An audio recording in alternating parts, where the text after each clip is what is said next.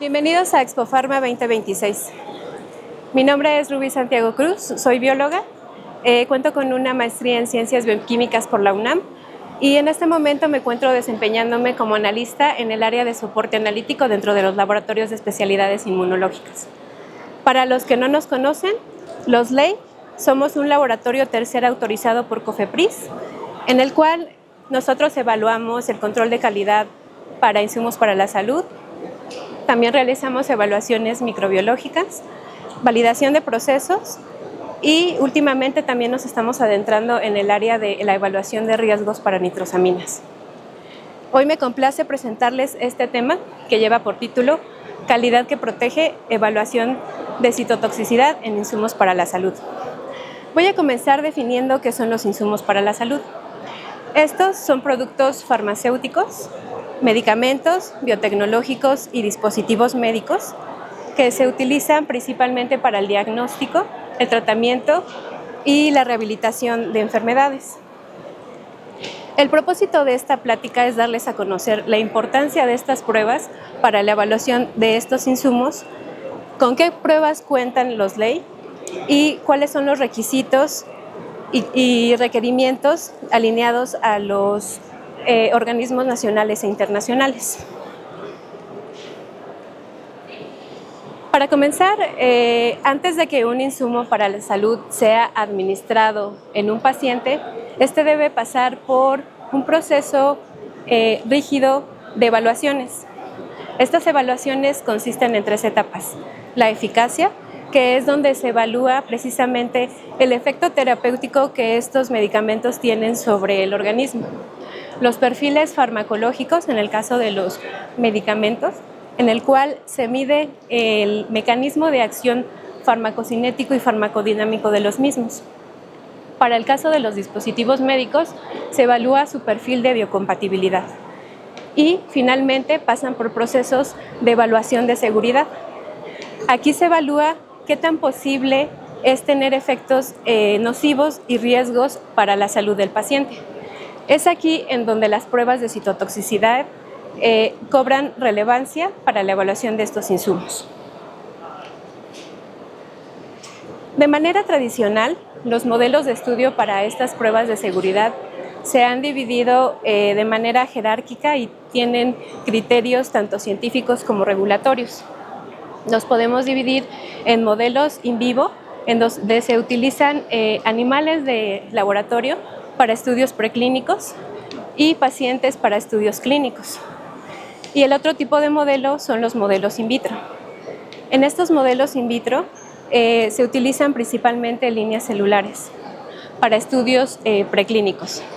Sin embargo, lo que las autoridades regulatorias nacionales e internacionales nos recomiendan es precisamente la combinación de estos 2 tipos de modelos, tanto in vivo como in vitro, para asegurarnos y tener una mejor visualización de qué tan buenos o malos son estos insumos para la seguridad del paciente.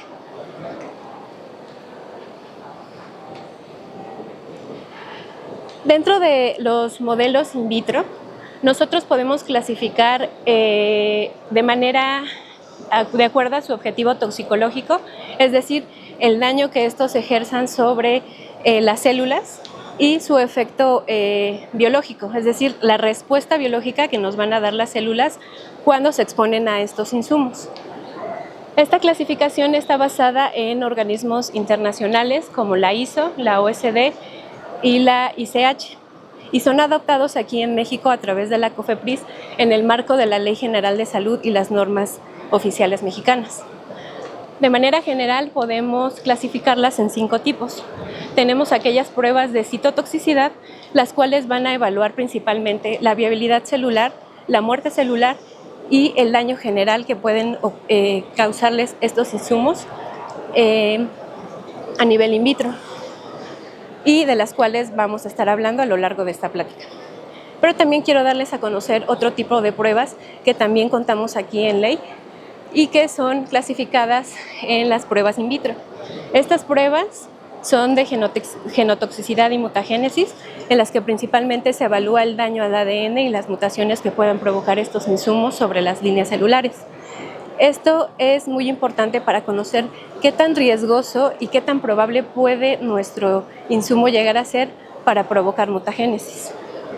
Las pruebas de irritabilidad y corrosión, estas principalmente se van a evaluar en sitios específicos para daño en piel u ojos. Para esto, en los LEI ya contamos con tejidos de reconstitución a partir de epidermis y córnea. Para las pruebas de sensibilización, por ejemplo, estas son utilizadas principalmente para evaluar el potencial alergénico que tienen estos insumos a nivel celular. Es decir, qué tan potentes son para activar a las células dendríticas y por medio de marcadores que expresan en su membrana celular poder evaluar este potencial alergénico que estén causando los insumos. Y finalmente aquellas pruebas de hemocompatibilidad, las cuales son utilizadas en su mayoría para dispositivos médicos con la norma ISO 10993-4. Estos dispositivos están en contacto directo con el tejido, por lo tanto podemos evaluar qué tanto daño están afectando a los eritrocitos en cuanto a su hemólisis, coagulación y activación del complemento. Bueno, entonces una vez que ya conocemos la importancia de estas pruebas, por qué se tienen que realizar, ahora nos vamos a enfocar precisamente en aquellas pruebas de citotoxicidad. ¿Qué son y cómo se realizan las pruebas dentro de un laboratorio?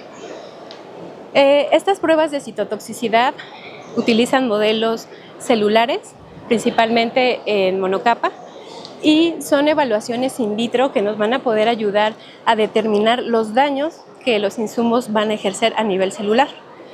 Estos pueden interferir en tanto llevarlos a muerte celular como en una pérdida de la integridad de la membrana o también perder la proliferación o la viabilidad de las células. Entonces, todas estas características que los insumos van a causar en nuestras células las podemos evaluar mediante métodos de fluorescencia y métodos colorimétricos.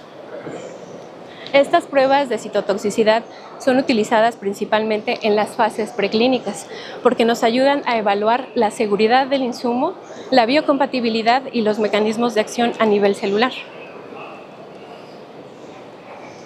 La importancia que tienen estas pruebas de citotoxicidad van a estar dadas principalmente que nos van a ayudar a evaluar la seguridad temprana. ¿Esto qué significa? Debido a que la citotoxicidad es un marcador o un indicador temprano de muerte celular y daño en la célula, nos van a estar favoreciendo precisamente a tener este tipo de evaluaciones en niveles preclínicos antes de que lleguen a ser utilizados en fases más tardías como el uso de animales o incluso en pacientes, lo cual nos va a disminuir los costos que estas pruebas pueden generar. También nos van a ayudar a la optimización de los candidatos. Esto debido a que nos van a poder ayudar a seleccionar aquellas moléculas que sean menos citotóxicas, de tal manera que nosotros como fabricantes podemos hacer una mejor producción para la evaluación de aquellas moléculas con un riesgo potencialmente citotóxico para el uso de pacientes.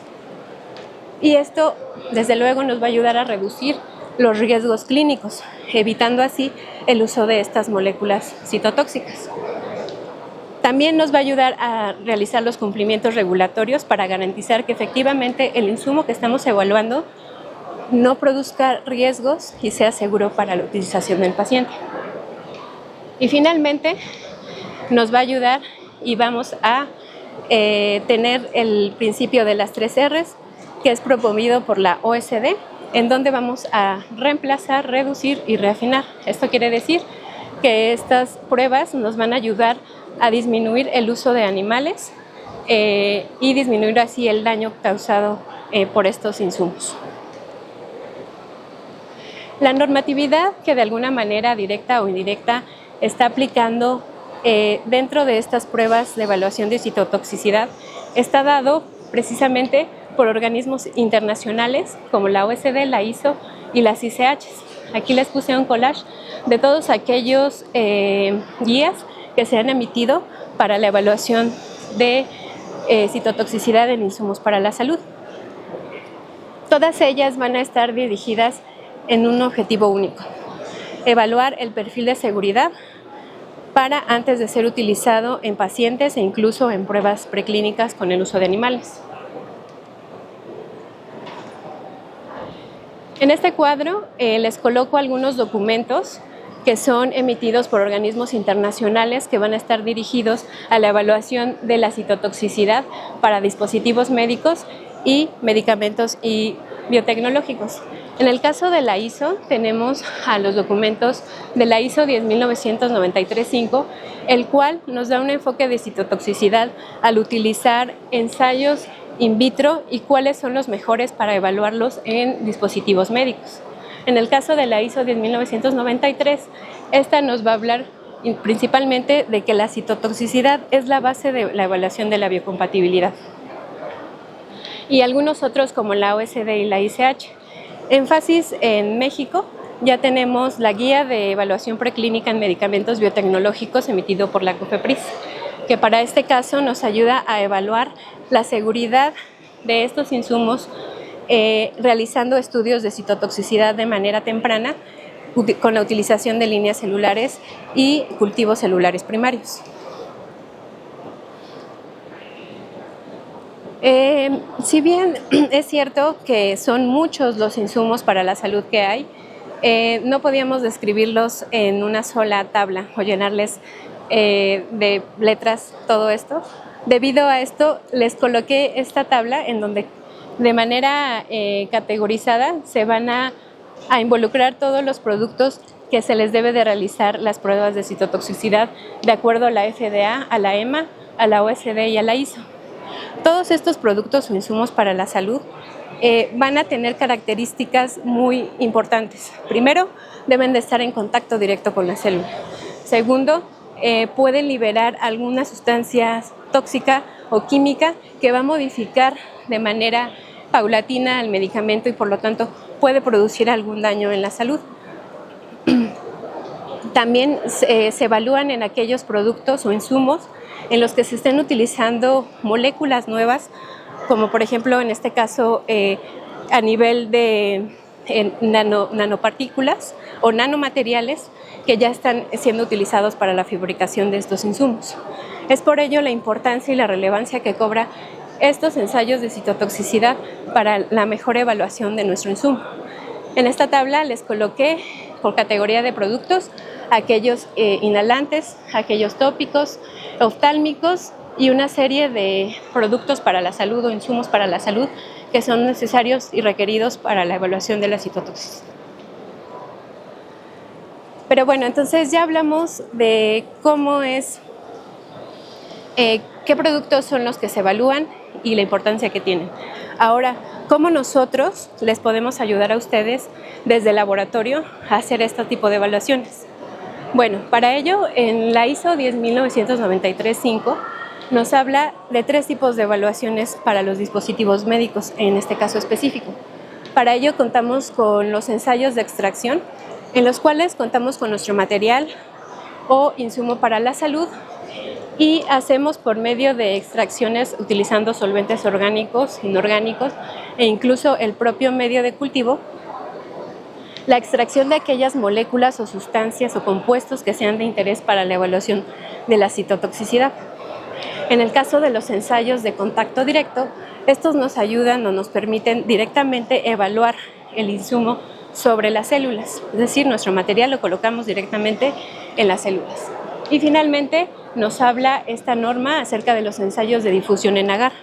Estos ensayos de difusión, en comparación con los directos, van a utilizar una capa de agar en la cual van a difundirse aquellos compuestos o moléculas que sean difusibles y van a llegar hasta las células y es así como podemos evaluar la citotoxicidad.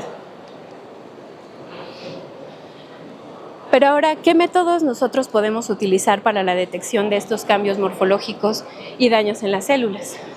Pues bueno, los métodos se valen de las características biológicas de las líneas celulares.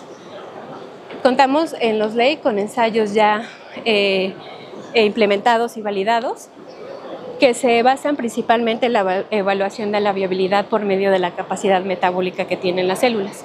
En este caso utilizamos los ensayos de MTT y ensayos de XTT, que son dos sales de tetrasolio que al ser incorporadas en las células por aquellas células metabólicamente activas, las enzimas van a ayudarnos a reducir estas sales de tetrasolio a sales de formazán. Lo que vamos a obtener es una coloración intensa que nos va a estar indicando la proporción de aquellas células que se encuentran viables. Es decir, la intensidad con la que nosotros medimos en los lectores de placas nos va a estar directamente relacionada al porcentaje de viabilidad de las células vivas. También contamos con aquellos ensayos en los que utilizamos colorantes, ensayos de resaucirina y rojo neutro, por ejemplo. En aquellos casos de los ensayos de resaucirina, este es un colorante de tinte azul, que al ser nuevamente incorporado por la célula, en aquellas células metabólicamente activas las van a reducir a un colorante rosa fluorescente, por lo que el cambio de la coloración en estos nos va a indicar el porcentaje de células vivas. Y para el caso del rojo neutro, este va a ser un colorante que se va a incorporar directamente en los lisosomas y aquí es en donde participan las enzimas para reducirlo y nuevamente nos va a estar dando una coloración para aquellas células viables. También contamos con ensayos basados en la integridad de la membrana. Cuando una célula está en riesgo de daño potencial, las señales pueden venir tanto de ella misma como de su entorno. En este caso nosotros estamos evaluando estos insumos y las colocamos directamente con estos compuestos. Por lo tanto, cuando un insumo es citotóxico, van a perder la integridad de su membrana, dejando así salir al exterior o ingresar moléculas que no son propias de ellas. En este caso, para la liberación de la LDH, que es una enzima, también nos va a ayudar para cuantificar precisamente la liberación de la LDH y la cantidad de esta liberación va a ser proporcional ahora a las células que se encuentran dañadas, a diferencia de los anteriores que estábamos evaluando viabilidad celular. También los ensayos se basan en la proliferación celular, es decir, aquellas células viables están en constante proliferación su síntesis de ADN. Sin embargo, cuando ocurre un daño causado por algún insumo, entonces estas células van a detener la proliferación de su DNA precisamente para buscar mecanismos de reparación y no seguir replicándose. Entonces, esta cadena de DNA que está completa y que se puede, por diferentes compuestos conjugados a fluorocromos, se puede evaluar o puede emitir alguna señal. En este caso, nosotros utilizamos algunos ensayos de fluorescencia, principalmente mediante microscopía de flujo o técnicas más avanzadas como la citometría, en los cuales nos van a estar midiendo la intensidad de la señal emitida por el ADN en aquellas células vivas. Otra de las pruebas con las que contamos y que también evalúa la proliferación celular, pero en este caso a nivel de formación de colonias, son los ensayos clonogénicos. Esta evalúa principalmente la capacidad de proliferación a través de la formación de colonias. Estas colonias nosotros las podemos identificar mediante tinciones. Vamos a fijar a nuestras células y por medio de tinciones en colorantes especiales nosotros podemos identificar qué células están proliferando y qué no al serlas expuestas a estos insumos. Y bueno, además de que esto nos está evaluando seguridad, es decir, la capacidad potencial citotóxica de nuestro insumo que estamos evaluando, también nos va a ayudar a evaluar la eficacia en aquellos medicamentos oncológicos, ya que en estos principalmente vamos a buscar que la proliferación de las células cancerígenas disminuya. Y finalmente llegamos hasta los ensayos de muerte celular específico. Estos son ensayos más complejos y que requieren de instrumentos de equipo de laboratorio un poco más sofisticados. En este caso, para la evaluación de la muerte celular, Para algunos insumos para la salud, por ejemplo, en los medicamentos oncológicos, nosotros, más bien, la comunidad científica ha descrito de manera general 2 tipos de muerte celular. Aquellas que se mueren por apoptosis, que es un tipo de muerte celular programada, y aquellas células necróticas, que son un tipo de muerte celular más violento y que causan un daño en el tejido o inflamación, por lo cual yo creo que todos los pacientes en algún tipo de proceso cancerígeno, pues no queremos dañar más a ese tejido ya de por sí dañado. Entonces, este tipo de pruebas nos van a ayudar precisamente a evaluar qué tipo de muerte celular está induciendo el insumo.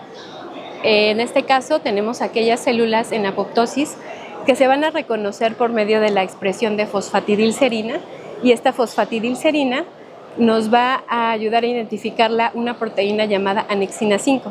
Esta anexina 5 se va a poder conjugar a diferentes fluorocromos, como el FITC, y por medio de estas señales nosotros podemos evaluar la viabilidad en porcentajes de células.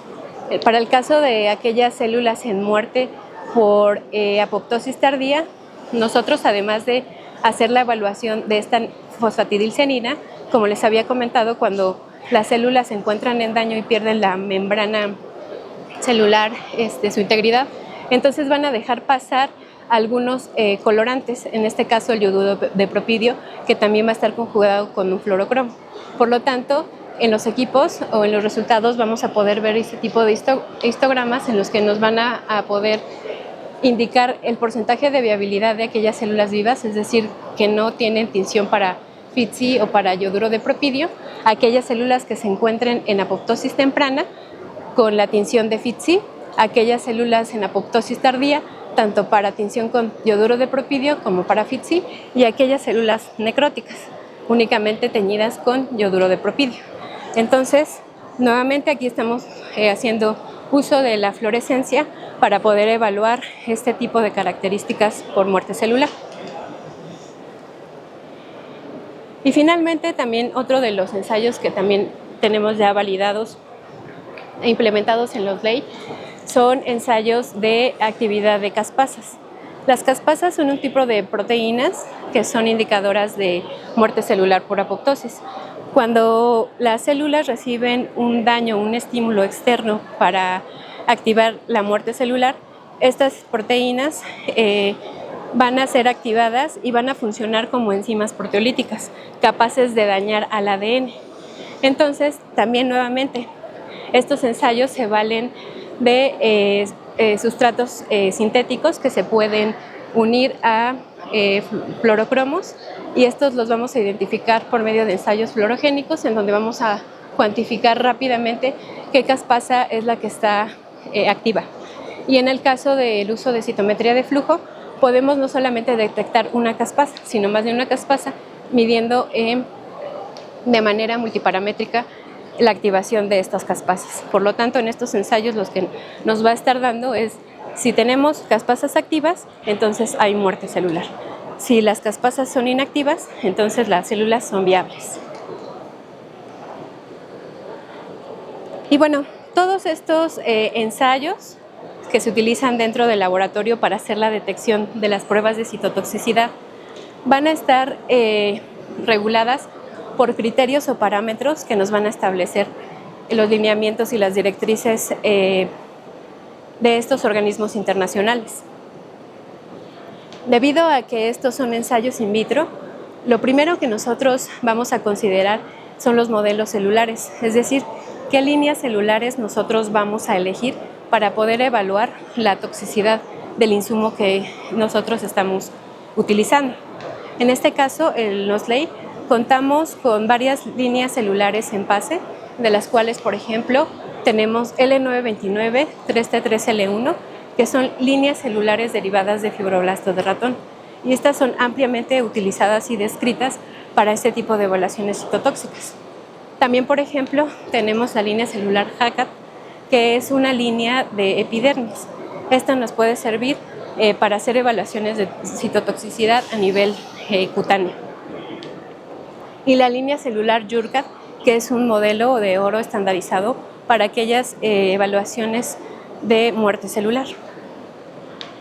También debemos considerar las características físico-químicas y la naturaleza del compuesto que nosotros queremos evaluar, debido a que este nos va a dar las principales pautas para que nosotros podamos ver a través de esas características el tipo de solventes que vamos a utilizar para extraer algunos compuestos de interés.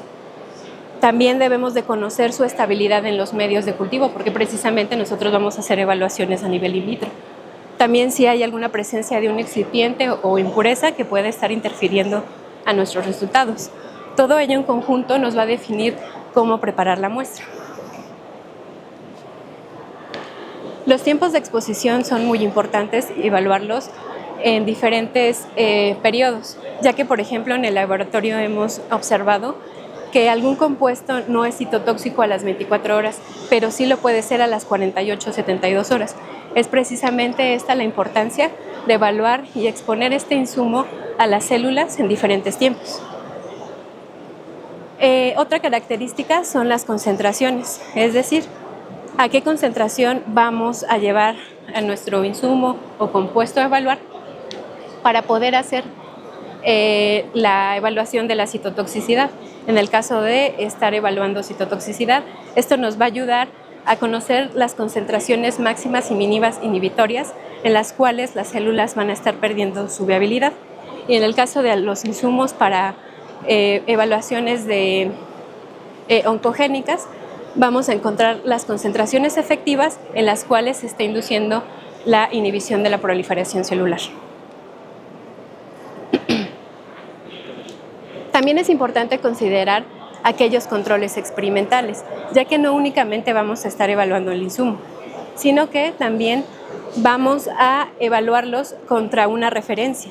Esto está dado por la FDA y la OSD, el uso de controles negativos y positivos, aquellas sustancias ya validadas que en el caso del control negativo no nos van a producir un daño citotóxico en las células.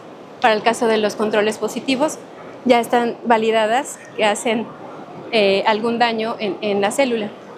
Y también es importante evaluar el vehículo, es decir, el solvente que nosotros vamos a estar utilizando para extraer aquellos compuestos de interés y precisamente hacer las determinaciones adecuadas para saber si es el solvente el que nos está produciendo la citotoxicidad o es el insumo como tal. En el caso de los métodos de evaluación de viabilidad, es importante elegir qué método se ajusta mejor al objetivo de nuestro estudio. Sin embargo, es prioritario y es importante hacer una combinación tanto de métodos cualitativos como cuantitativos, como de las que ya les hablé, las pruebas que evalúan capacidad metabólica, integridad de membrana y algunos con la incorporación de colorantes. También las condiciones de cultivo van a ser parámetros muy importantes que vamos a tener que considerar de una manera muy cuidadosa, ya que estas condiciones van a ser directamente afectados nuestros resultados. En aquellas condiciones controladas que nosotros utilizamos en modelos in vitro, nosotros vamos a poder estar controlando la temperatura, el CO2, el pH del medio, el acondicionamiento de las células y la cantidad de las células que vamos a estar incluyendo en los ensayos de viabilidad. Todo esto es muy importante considerarlo y tenerlo rigurosamente descrito y llevarlo a cabo, ya que algunas variaciones de temperatura o de CO2 pueden afectar directamente los resultados y es lo que no queremos, solamente estamos evaluando nuestros insumos. Los criterios de interpretación, muchas de estas pruebas se van a basar en la viabilidad celular. Por lo tanto, interpretarlos de una manera correcta es fundamental para estas pruebas. Según la ISO 10993, aquellos compuestos no citotóxicos van a estar dándonos una viabilidad mayor o igual al 70%, mientras que aquellos compuestos citotóxicos va a ser la viabilidad disminuida a menor del 70%. También es importante ver los cambios morfológicos que están sufriendo las células y precisamente para eso nos ayudamos de nuestros controles, para obtener una referencia de cómo se están comportando con el insumo que estamos evaluando. Finalmente, la reproducibilidad y la validación. Estamos validando aquellas condiciones en las cuales iniciamos utilizando estos ensayos para ver si realmente son reproducibles y estamos obteniendo los resultados de manera segura y eficiente. Finalmente, también es importante considerar aquellas interferencias experimentales, ya que los sistemas pueden en sí tener algunos objetos que nos estén dando o generando falsos negativos o positivos. Por ejemplo, se ha visto que el color del fármaco, en el caso de las evaluaciones con MTT, pueden alterar los resultados. Entonces es importante ahí escoger otro tipo de prueba, por ejemplo, de fluorescencia. Y finalmente, los requerimientos. En los LEI contamos con sistemas biológicos, capacidad instalada y personal. Dentro de los sistemas biológicos contamos con líneas celulares validadas. ¿Qué me refiero con esto? A que nosotros escogemos a un proveedor que esté 100% certificado, como lo es ATCC, y este proveedor nos puede dar el certificado de origen para corroborar que efectivamente las células que estamos utilizando sean las correctas. En caso de no ser así, entonces nosotros hacemos una caracterización de la línea celular por medio de secuenciación masiva, que es otro de los servicios que también ofrecemos dentro del laboratorio, y corroborar de esta forma que tenemos la línea celular adecuada para poder hacer este tipo de evaluaciones. Las células deben de estar libres de micoplasma o de algún contaminante que pueda afectar de manera significativa nuestros resultados, ya que al estar contaminadas, pues obviamente las características y su metabolismo van a cambiar. Por lo tanto, es importante también hacer evaluaciones de detección de micoplasma o algún otro compuesto que esté contaminando a las células. También la viabilidad celular inicial va a ser un factor importante a tener en cuenta, ya que debido a que la mayoría de las pruebas se basa en la viabilidad celular, es importante contemplar que ésta sea desde un inicio alta. Por ejemplo, nosotros aquí en los LEI utilizamos células viables mayores o iguales al 90%.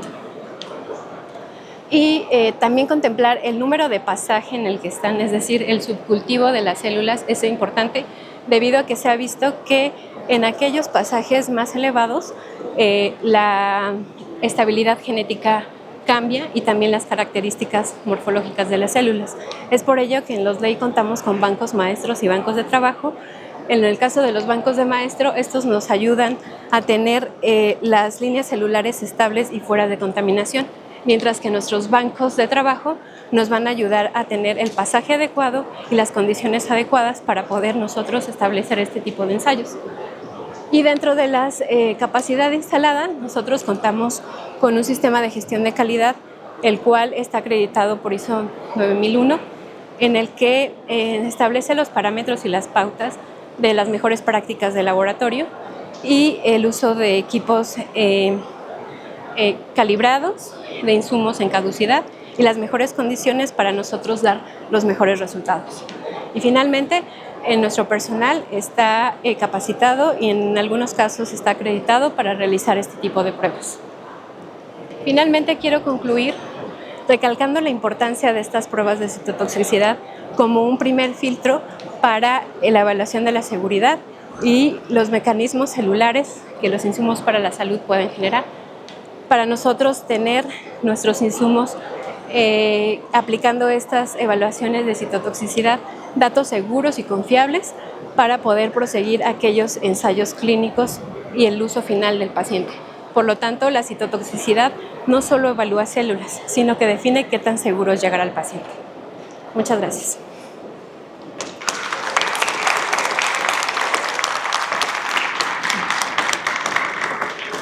No sé si alguien del público tenga alguna pregunta, duda, comentario. Estoy abierta a sus peticiones o dudas.